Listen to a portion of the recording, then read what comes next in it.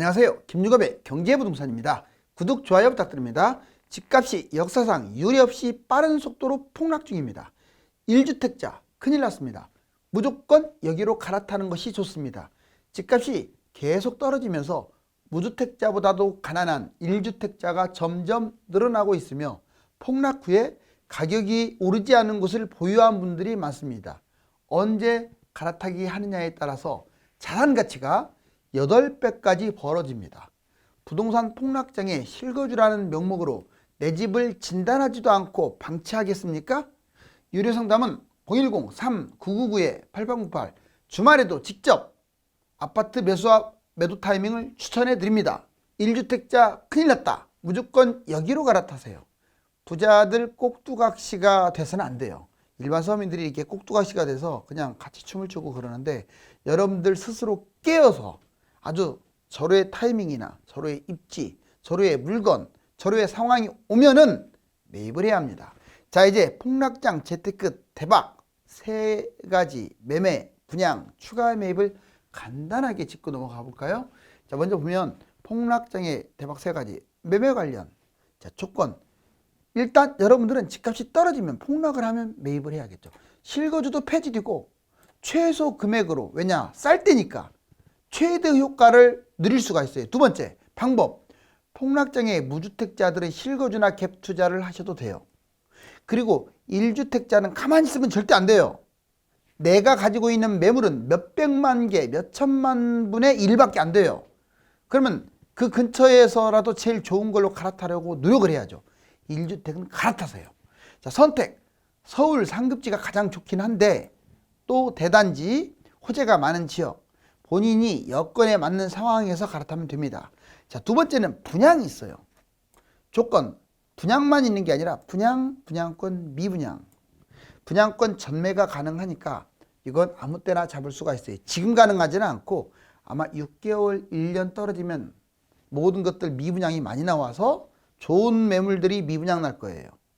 그러면 여러분들이 고르는 거예요. 이것은 분양을 할까? 아니면 프리미엄 주고 분양권을 살까? 미분양을 잡을까? 자, 방법, 프리미엄 받고 아예 팔아버리는 방법도 있고, 또는 내가 여기 살고 싶다, 이건 투자 가치가 있다 그러면 입주할 때쯤 전세 끼고 갭 투자하는 방법도 있고 직접 입주하는 방법도 있고. 선택, 좋은 곳은 여기에요. 바로 서울하고 3기 신도시 및 택지입니다. 서울이라고 다 좋은 건 아니고 서울 대단지구, 분양가 적당한 곳, 뭐 뉴타운이나 재건축 이런데 3기 신도시 택지지구, 그 다음에 지방에 분양가 저렴하고 유망한 곳, 이 정도겠죠. 자, 추가 매입을 할 수도 있어요. 조건, 자, 주택에서 제외하는 어떤 부양책이 나오면 주택에서 제외할 수도 있어요. 자, 그 다음에 일시적 2주택을 활용하는 방법도 있습니다. 조정적이나 이런 것들이 해제되면 3년 동안 보유해도 돼요. 2주택을.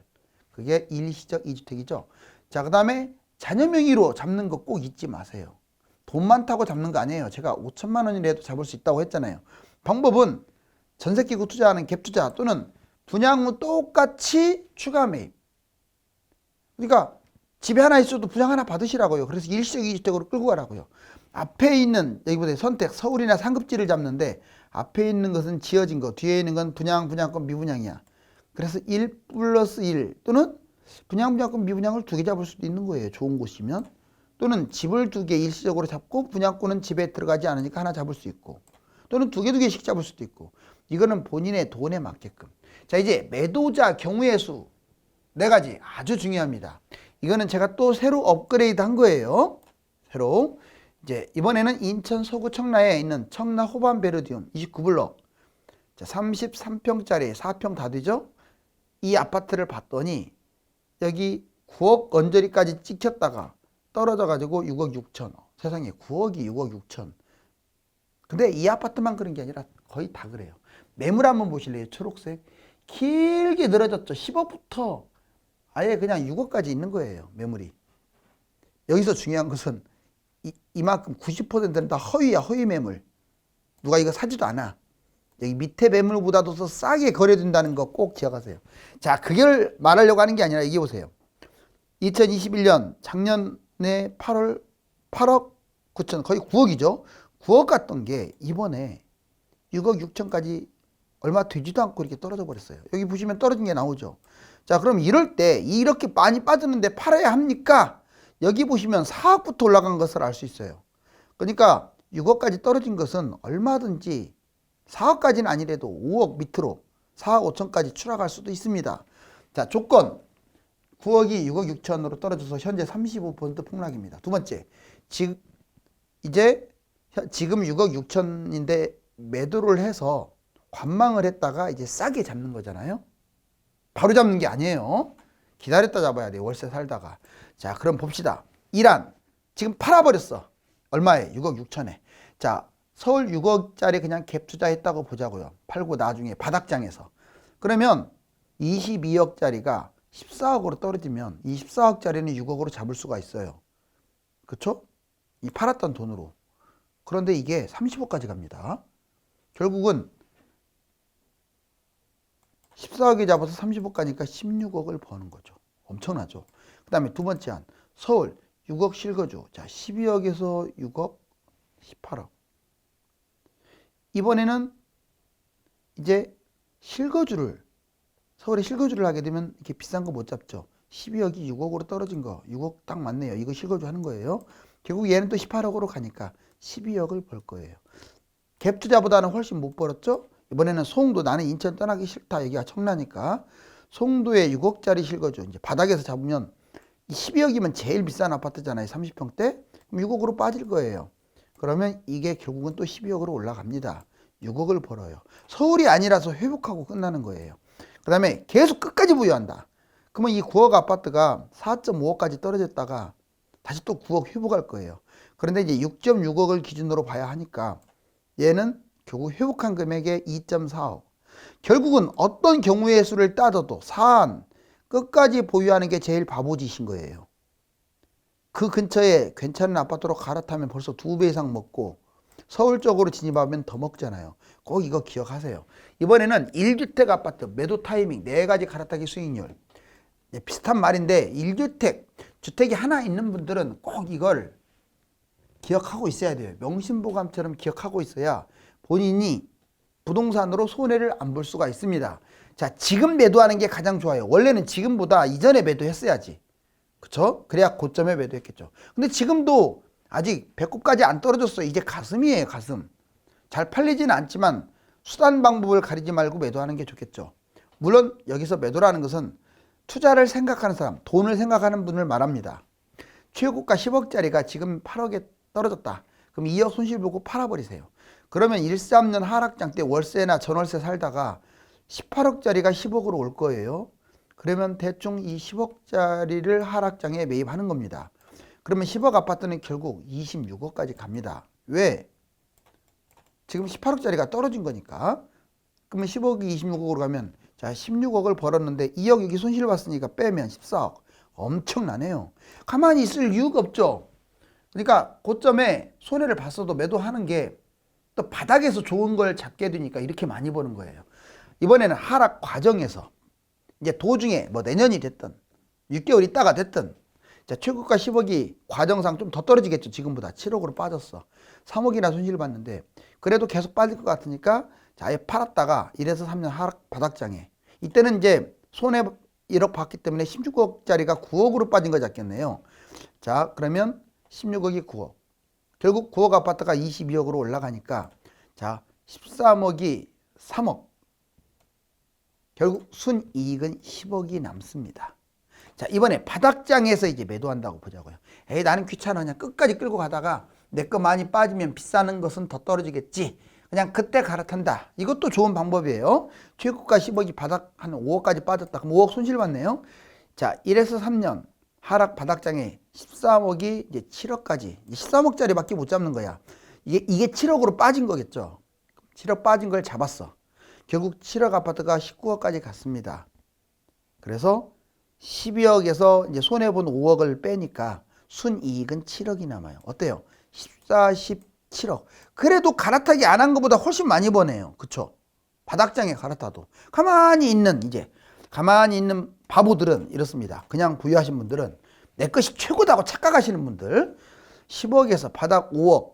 자, 5억 손실을 봤네요. 근데 13년 하락장이 그대로 끌고 가 그냥 15, 5억. 그럼 얘가 이제 결국은 10억짜리가 뭐 10억에서 끝나진 않고 5억으로 떨어졌다가 14억으로 가겠죠. 결국은 10억이 또 5억 본 손실까지 감안하게 되면 14억으로 갔을 때 순이익은 4억입니다. 결국 10억이 14억으로 갔으니까 4억을 번다 이 말이에요. 자, 보세요. 쭉. 어떤 경우의 수를 따져도 여러분들 아파트가 그 도시에서 최고로 좋은 아파트가 아닌 이상은 이렇게 재미가 없습니다. 꼭 갈아타세요. 대세하락에 갈아타기 상급지냐 아파트냐 대단지냐 바로 이런 쪽으로 갈아탄 거예요. 서울지방아파트 가격 격차는 점점 벌어집니다. 옛날에는 4억 격차였던 게 지금은 10억까지 벌어졌대요. 앞으로는 또 떨어졌다 올라가면 더 벌어질 겁니다. 자, 여러분들이 갈아탄다. 상급지가 순서, 상급지는 좋은 곳을 상급지라고 하잖아요. 자, 강남 돈만 있으면 이 순서로 가세요. 강남. 그 다음에 서울. 그 다음에 경기도의 중심. 그 다음에 경기도의 외곽. 그 다음에 광역시. 광역시도 뭐 중심이 있고 외곽이 있죠. 지방. 아무튼 이 순서대로 좋은 거예요. 여러분들이 여기 뭐 들어온다고 좋다고 착각하지 말라고요. 그 입지는 변함이 없으니까. 그 다음에 상급지. 살고 있는 곳보다 좋은 지역으로 갈아타라 이 말이겠죠. 시기. 집값 고점에 30% 이상 하락하고 상승장 초중기. 주로 바닥부터 상승장 초중기 때까지는 갈아타도 돼요. 아파트로 갈아타세요. 자, 아파트 이걸로 갈아타고 비아파트나 비주택 이런 것들 하지 마세요. 자, 아파트 보통 주택 전월세보다 아파트로 갈아타는 게 훨씬 좋습니다. 시기, 집값 고점 대비 30% 이상 떨어진 시점이나 아니면 바닥 또는 상승장의 초중기까지는 갈아타도 돼요. 꼭지에서만 안 갈아타면 돼요. 자, 대단지. 주택에서 가장 중요한 게 부동산 아파트에서 가장 중요한 게 세대수예요. 세대수. 여기 아닙니다. 세대수가 제일 중요해요. 자, 주거타운, 재개발 신도시 아예 많은 곳들이죠. 여기는 대단지 이 순서로 하세요. 대단지 나홀로 아파트 독립대단지 주거타운 갈아타기. 즉 대단지는 나홀로나 독립대단지에서 전체 대단지로 갈아타라. 시기 역시 고점 30%에서 하락장 초중기. 여러분들 부동산 최상과 최하가 한번 볼까요? 자, 꼭 네 가지 기억을 하고 있어요. 시기, 입지, 물건, 상황 네 가지가 타이밍이 쫙 맞아떨어져야 돈을 벌지. 하나라도 어긋나게 되면 확 수익이 줄어들어요. 시기 최상의 매입 시기는 언제냐? 1에서 5년 흐름 보면서 바닥이라고 느끼는 시점. 최악은 언제냐? 지금부터, 지금이라고 했어요. 6개월 이내에 매수한 사람은 최악입니다. 왜? 6개월 동안 계속 떨어질 확률이 거의 100%에 가까워 6개월은. 자, 분양 최상. 좋은 곳만 하세요. 분양 최악. 그냥 평범한 곳에 넣어갖고 당첨된 사람은 망합니다. 이 시점에서. 지금 평범한 곳은 집값이 떨어지게 되면 망하는 곳이에요. 입지 볼까요? 최상의 입지는 아까도 말했지만 서울 임접 지역의 경기도, 광역시 중심 지역. 자, 최악은 어디냐? 수도권의 외곽, 광역시 외곽, 중소도시. 상급지로 진입하세요. 왜? 인구 감소나 공급 과잉에 대비해야 돼요. 자, 물건도 볼까요? 최상의 물건은 역세권의 주거타운이면서 1000세대가 넘는 것들. 무조건 500세대는 넘어야 돼요. 단지가. 꼭 역 근처가 아니래도 상관은 없는데 경기도나 지방은 역 근처가 좋죠. 그 다음에 최악이 뭔 줄 아세요? 아파트를 안 잡고 토지를 잡거나 빌라를 잡거나 또 상가를 잡거나 이런 걸 잡는 거예요. 자, 최악의 분양이 뭔 줄 아세요? 고분양가 분양 넣거나 지금 막 넣는 사람들은 거의 다 최악에 가까워요. 미분양을 잡았거나 나홀로 아파트 분양을 잡았거나 아파트도 아닌 것들 분양을 받았거나. 상황을 볼까요? 최상의 상황. 자본금과 연봉을 활용해 갖고 웬만하면 갭 투자할 수 있으면 갭 투자하세요. 그게 돈을 많이 벌어. 또는 빚을 낼 수 있으면 내세요. 자, 최악이 뭔 줄 아세요? 자, 상투장의 자본금에 맞게 자, 아파트도 아닌 것들을 실거주해. 알았어요? 또는 대출도 아예 안 받고 그냥 돈에 딱 맞춰서 들어가요. 그러면 별로 안 뛸 거 아닙니까? 자, 하락장을 잘 활용하셔갖고 2주택 또는 분양 미분양을 잡거나 자녀 명의로 또 집을 활용하는 것도 좋아요. 급매 특성 갈아타기 다주택 개인 여건 급매 갈아타기. 여러분들 어떤 게 급매가 제일 많이 나온다? 갈아타려고 하는 사람이 10억에서 5억으로 떨어진 내 아파트를 던져버리는 거예요. 그러면 20억짜리가 10억으로 떨어졌으니까 돈 좀 보태서 그걸 잡는 거야. 왜? 뛸 때 걔가 훨씬 많이 뛰니까. 그래서 갈아타기 하는 사람이 헐값으로 던지는 거예요. 못난이가 헐값으로 던지는 거 아니에요. 상급지 갈아타기, 입지가 좋고 많이 떨어진 곳, 원하는 곳 갈아타기. 자, 상급지 가격이 더 떨어지니까 하락장에 안 갈아타면 언제 갈아타? 하락장에는 가격이 붙는다. 상승장에는 가격이 벌어진다. 유망 분양 갈아타기, 분양권 미분양을 활용해서 좋은 데로 갈아타기. 다주택자 1년간 양도세 중과 유예하는데 아무튼 다주택자들 때문에 계속 매물이 터질 거예요. 집값 하락으로 다주택자들은 계속 부담됩니다. 집이 동시에 다 떨어지니까. 그래서 결국은 그래도 팔아야 돼요. 제가 보기에는. 똘똘한 한두 채만 보유하시고 팔았다가 하락장에 더 좋은 걸로 또 사세요. 그게 좋지. 지금 좋지도 않는 거 여러 개 끌고 가는 것보다. 매도가 되지 않아서 지속적 급매로. 매물이 안 팔리는데 어떻게? 왜 그 질문을 나한테 하세요? 제가 매도하는 방법을 수십 가지 가르쳐 줬고 진짜 진지하게 끝까지 팔아제끼려고 하면 팔립니다. 그리고 바닥까지 해도 내가 갈아타라고 했잖아요. 바닥에서도. 안 갈아타는 게 최악이라고 여러 번 얘기하지 않아요? 개인 여건, 상투장 연끌, 무리한 갭투자, 개인 상황, 사업에 실패했거나 이혼했거나 실직했거나 이래서 급매가 나오는 경우도 있어요. 근데 가장 많이 나오는 것은 갈아타려고. 자, 부동산 폭락장에는 추진 속도가 늦습니다. 착각하시면 안 돼요. 우리 거 지금 곧 분양하는데 1, 2년 있다 분양하는데 자, 이걸 팔기 아깝다. 천만에 만만의 말씀. 집값이 쭉 내려가면요. 1, 2년 만에 분양하려고 준비했던 곳들이 5년, 7년 걸리는 경우가 허다해요. 물론 건설사하고 협의가 돼갖고 완전히 분양 날짜까지 잡히고 뭐 어쩔 수 없이 분양하는 상황이라면 모를까? 그런 상황이 아닌 이상은요. 서로 조절한단 말이에요. 그래서 2년 분양 걸릴 게 상승장에 분양을 해야 할 거 아니에요. 미분양 터지니까 7년 걸리고 그래요. 다만 신도시는 거의 정석대로 분양을 합니다. 분양 미룹니다. 집값 하락으로 분양 늦춰요. 미분양 급증하죠. 분양해도 미분양 되니까 어차피 시기 좋죠. 근데 제가 보기에는 빨리 분양할수록 유리할 것 같은데요. 왜? 1, 2년 후에 더 떨어질 것 같으니까. 결국은 분양을 합니다. 못 버티고. 그래서 미분양이 넘쳐나고 조건 완화되고 할인 분양하고 정부는 뭐 혜택 주고 난리예요. 재건축 폭락합니다. 갭 차이도 크고 투자자도 실종돼요. 주로 투자자들이 재건축 재개발 많이 잡는데 자, 속도가 늦어져요. 왜? 바로 분양하게 되면 미분양 나고 난리 나니까. 또 분양가도 싸게 해야 하니까. 집값 하락으로 2년에서 7년까지 더 늦어져요. 꼭 기억하세요. 분양가도 인하합니다. 미분양을 방지하려고. 그러면 조합원 부담은 더 늘어나죠. 그래서 폭락장에는 재건축 재개발도 아주 안 좋아요. 자, 재개발 폭락, 거래 안 되고 가격도 급락합니다. 얘도 빠져요. 피가 빠져요. 속도도 늦춰져 갖고 당장 뭐 2년 있다 한다고 했던 게 오히려 더 추가로 2년에서 7년이 더 늦어져요. 언제 할지도 몰라요. 왜? 하락장에는 분양 안 하거든요. 잘. 분양가 인하, 미분양 방지, 조합원 부담 계속 증가합니다. 분양가를 내리다 보면 조합원 부담으로 가잖아요. 이제 세 가지. 자, 공공, 민간임대, 전세, 월세. 임대 세 가지. 여러분들 공공, 민간임대 저렴하게 거주해서 주변 여건 따져보고 분양 전환. 그리고 공공임대, 민간임대, 장기전세는 평생 가난해져요. 뭔 말이냐면 여러분들이 공공, 민간임대에 들어갔을 때는요. 반드시 입주할 생각으로 들어가셔야 돼요. 이해 가셨죠? 반드시 입주할 생각으로 들어가셔야 합니다. 그리고 물론 분양 전환을 함부로 하면 안 돼요. 분양 전환했는데 별로 재미가 없을 것 같다 그러면 분양 전환하면 안 되겠죠. 그리고 안 좋다 그러면 하지 마세요. 입주하는 거 생각도 하면서 들어가시라고. 그런데 공공임대, 민간임대에 나는 그냥 싸게 평생 살겠다 그러면 가난해져요.